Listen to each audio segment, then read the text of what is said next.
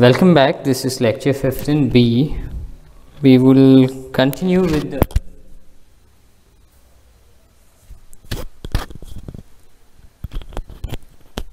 properties of algebra of convergent sequences. We have discussed this first and second one, which says that the sum of two convergent sequence is convergent and it converges to the sum of the limit of the sequence xn and yn. The scalar multiple of a convergent sequence is convergent and converges to the scalar multiple of the limit of the sequence. Now in this lecture we will discuss the product of two convergent sequence is convergent, and in fact they converges to the product of the limit of the sequence, and the reciprocal of the given sequence also given convergent sequence also converges to the reciprocal of its limit, provided the limit of the sequence is non-zero. So let's see the proof of this.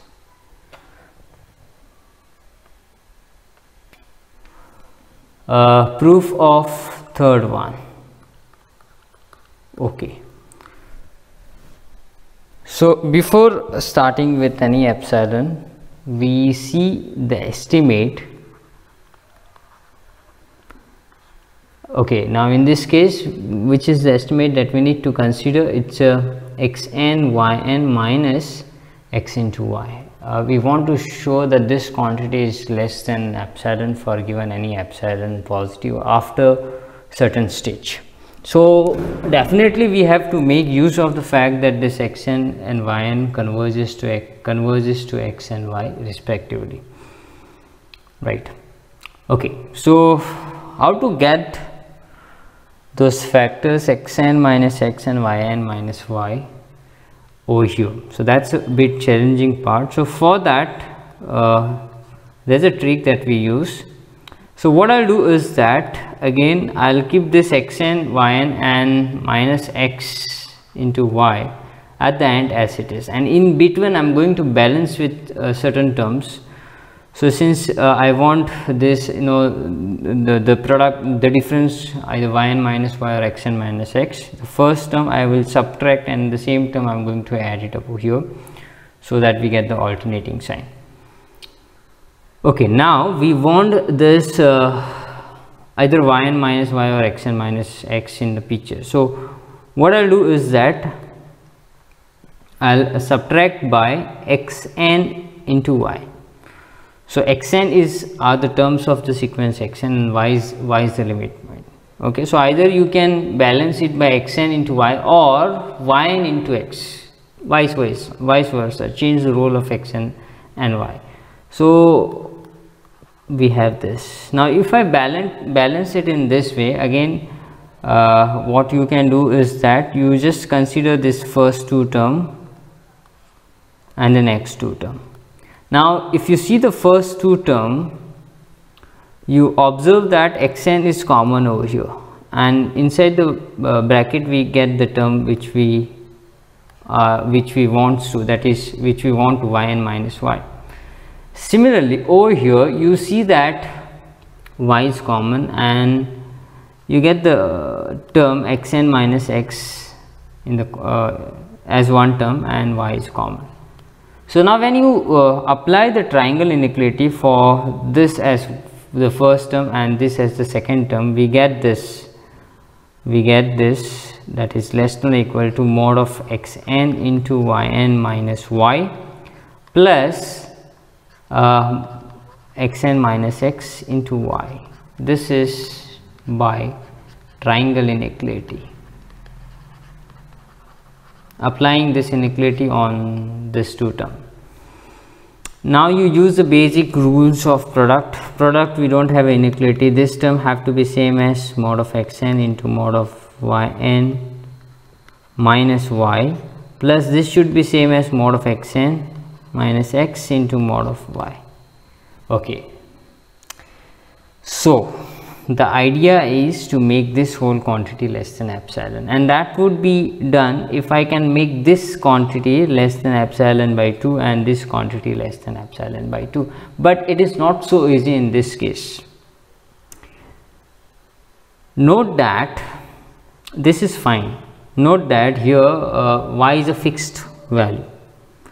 So if I can make this quantity less than epsilon by mod of y, considering that if y is non-zero, but again we don't know what is y, so that might again create a problem. So again this quantity can be made strictly less than mod of xn minus x into mod of y plus say some non-zero some positive constant number.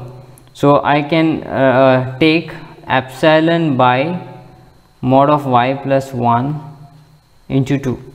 So when I make this quantity less than this, again we can make it less than this into mod of y plus 1, so that this gets cancelled. The reason why I am choosing this epsilon for this one, for the conversion of xn minus x, is that this is a very well defined term. If it was simply mod of y, if y is equal to 0, then in that case the whole term would make sense.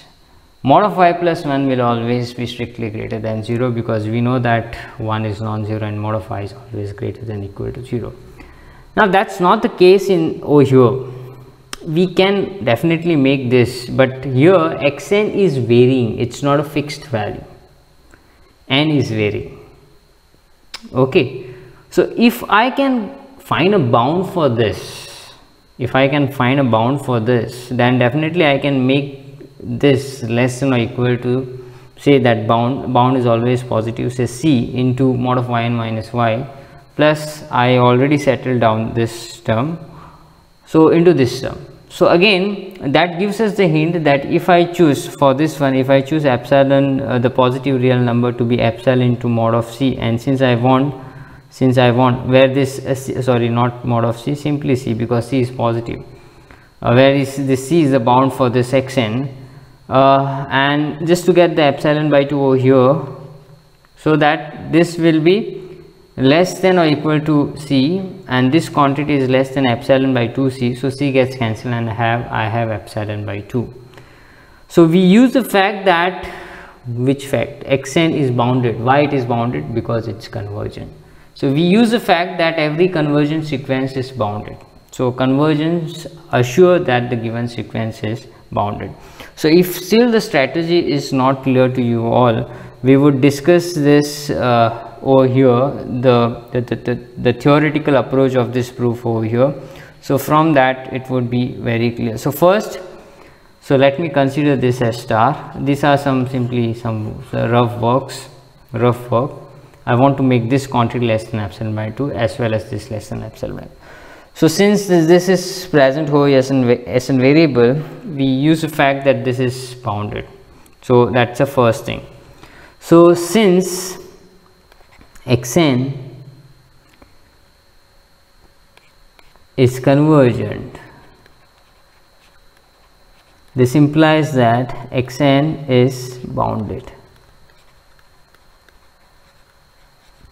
Okay, and what is the definition of bounded? There exists, say, c positive such that mod of xn is less than or equal to c for all n greater. So there's here there's no choice of a natural number. It has to be true for all the natural numbers starting from n equal to 1 onwards. So that's the first thing. Okay, secondly, based on this c, now I can get an estimate for this yn minus y. Okay, so I haven't considered an epsilon positive as of now, so in fact I should have started with an epsilon positive. Let epsilon positive be given. So anyway, I'm not using epsilon over here. Okay, now step by step, let me talk about this. If I can make this quantity less than epsilon by 2 into c, we are done. So since c is strictly greater than 0, this implies that epsilon by 2 into c is positive. So for this epsilon by 2c, we say that there is a natural number such that this difference can be made less than this epsilon by 2c.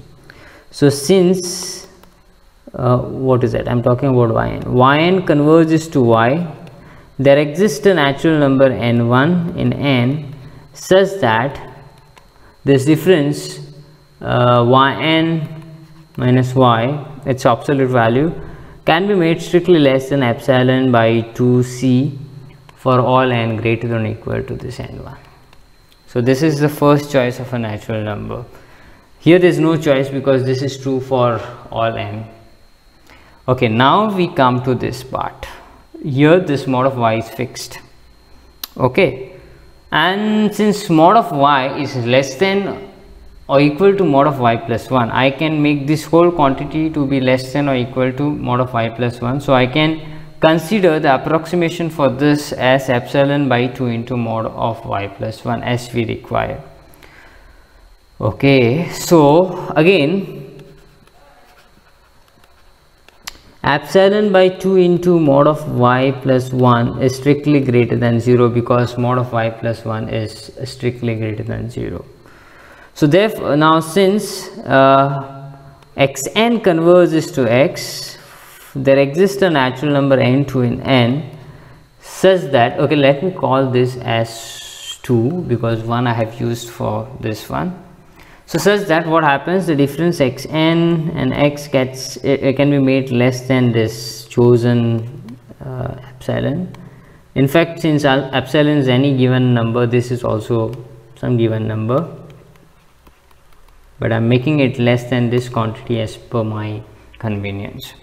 So for this positive real number we have this natural number, so that whenever that n is greater than or equal to n2, we have the difference less than epsilon by 2 into mod of y plus 1. So that's equation 3. Okay, now we are done almost. Okay, now see, here we have two choices of a natural number, and as in the usual process we want a common natural number such that, in fact, there are three properties such that all these three happens to be true for that natural number onward. In fact, we know that this is true for all natural numbers. So obviously, even when n is greater than or equal to n1, mod of xn should be less than or equal to c, because here I am considering any natural number. So no matter what is the natural number, this is true. Even for this is true.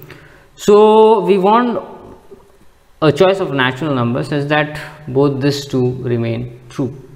So the very obvious one is the maximum of n1 comma n2 or n1 plus n2. So let n be equal to maximum of n1 comma n2. Okay, not this, not this. Again I changed the notation, n1 capital N1 comma capital N2. So thus what happens basically, this n is greater than or equal to n1 as well as n is greater than or equal to n2. So therefore for all n greater than or equal to n, hence for all n greater than or equal to n, both will be true. N will be greater than or equal to n1 as well as n is greater than or equal to n2. In fact, this could be the justification if you want for the previous proof also. Both this 1, 2 and 3, in fact 2 and 3 will true, 1 is always true, 1, 2 and 3 holds. So I would be looking this approximation for all n greater than or equal to this capital N which we have chosen. So therefore for all n greater than or equal to n, xn yn minus x into y, this is from star, this can be made from here less than or equal to mod of xn into mod of yn minus y plus mod of xn minus x into mod of y. This is from star.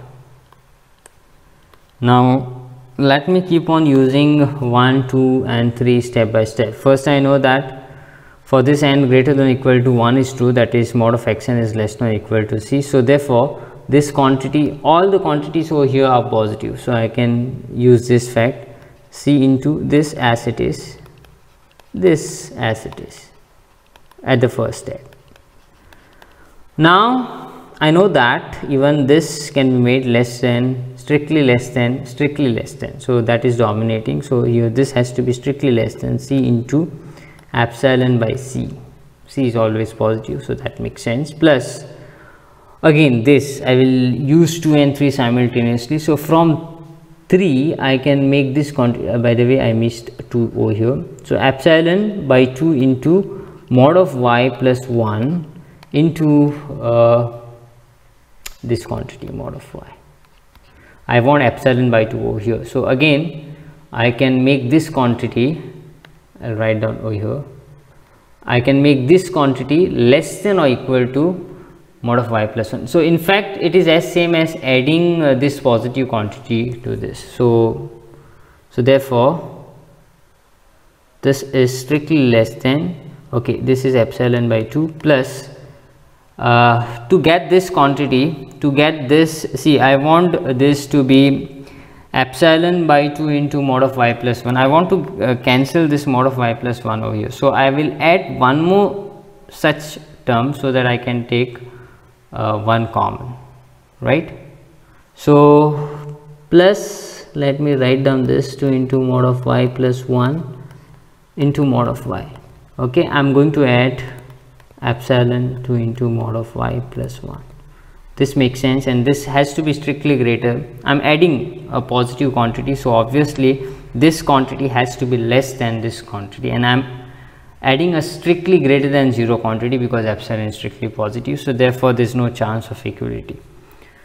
So therefore this is now again this is same as epsilon by 2 plus, from here I can write down this as epsilon by 2 into mod of y plus 1.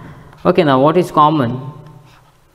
Mod of y, this is common, so what remain inside is mod of y plus 1, which gets cancelled with this, and you have epsilon by 2 plus epsilon by 2, which is equal to epsilon. So that's it. So we have shown that for all n greater than or equal to n, this estimate becomes strictly, because there is a strictly inequality in this row which is dominating, which is strictly less than epsilon. So that proves that the product x and yn converges to x into y.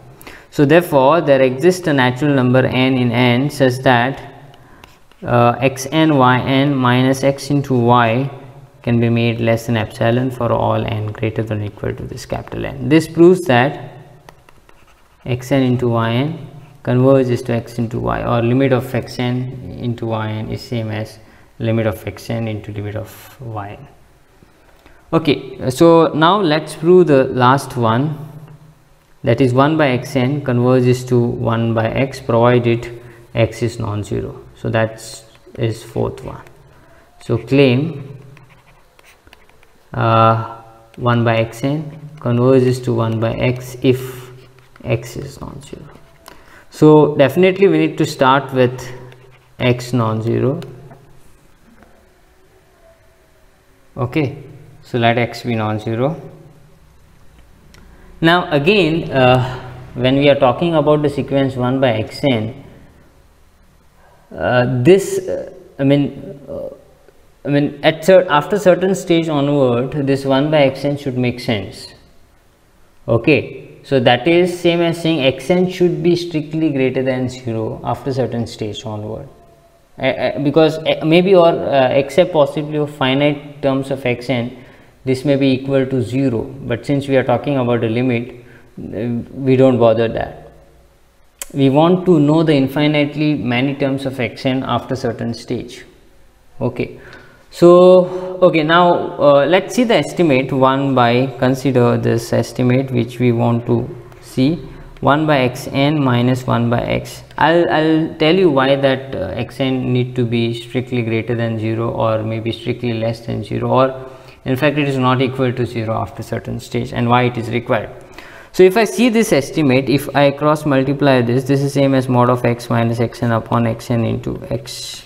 So if I split this, okay, we want to factor mod of xn minus x, we get it from here. So we have this, we have this, and we have again x minus xn is same as xn minus xn under mod. This is not a problem at all, and this makes sense, 1 by mod of x, because x is non-zero and it's a fixed quantity. So by particular choice of this epsilon we can make it equal to 0. But what about this 1 by mod of x n? Does it make sense for each natural number? So that's a question to think. And so can we have a natural number for such that after that natural onward this 1 by mod of x n makes sense? If you remember in the previous lecture, that is lecture 14, we have discussed that if x is non-zero, then after certain stage it assures that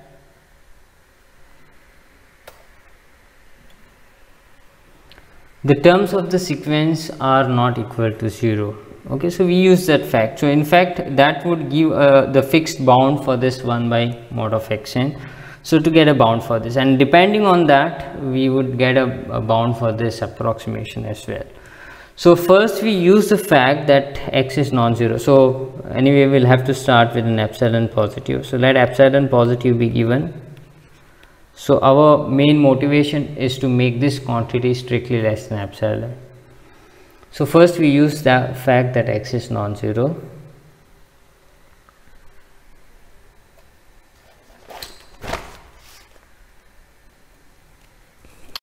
So since xn converges to x and x is non-zero, there exists a natural number n1 in n such that mod of xn can be made strictly greater than mod of x by 2 for all n greater than or equal to this n1.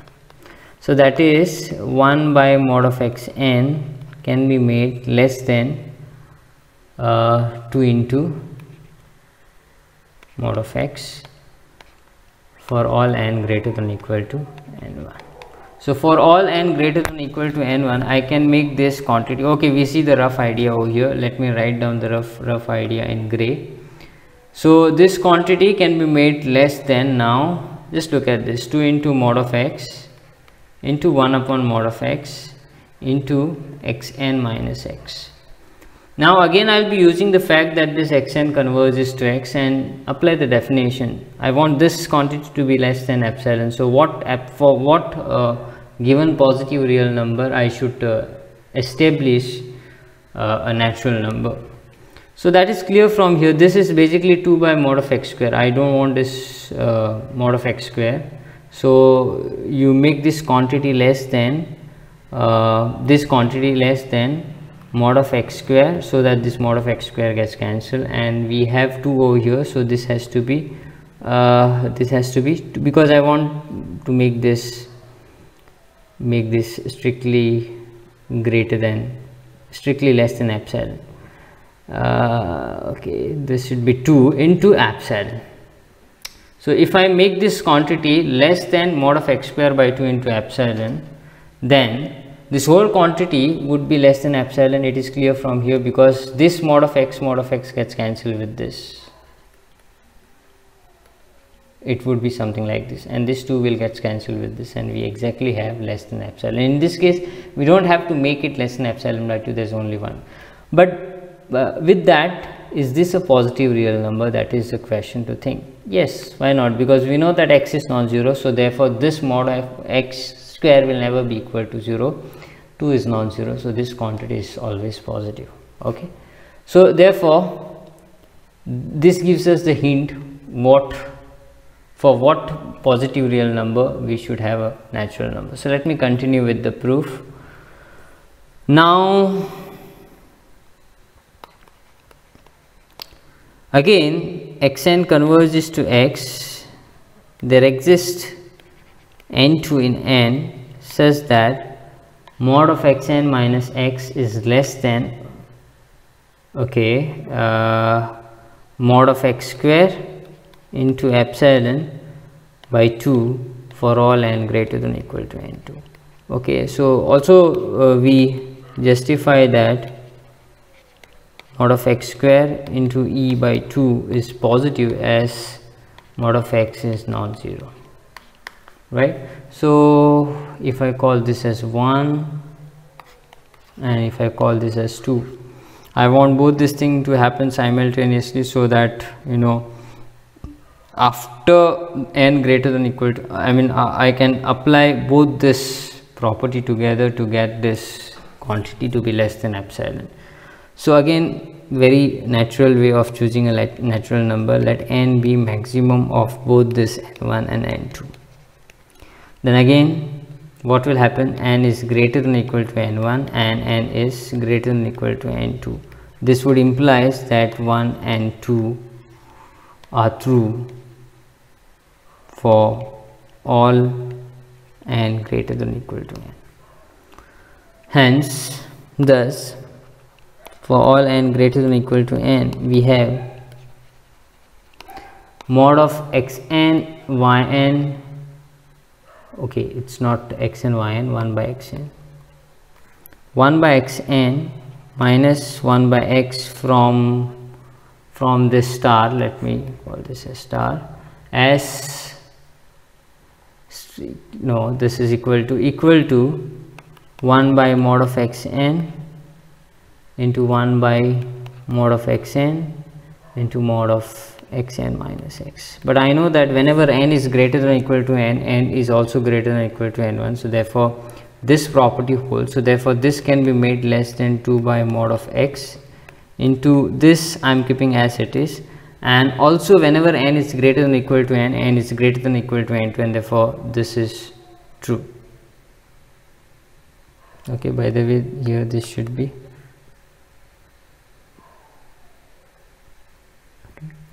So therefore this quantity can be made less than mod of x square into epsilon by 2, and so that's equal to epsilon.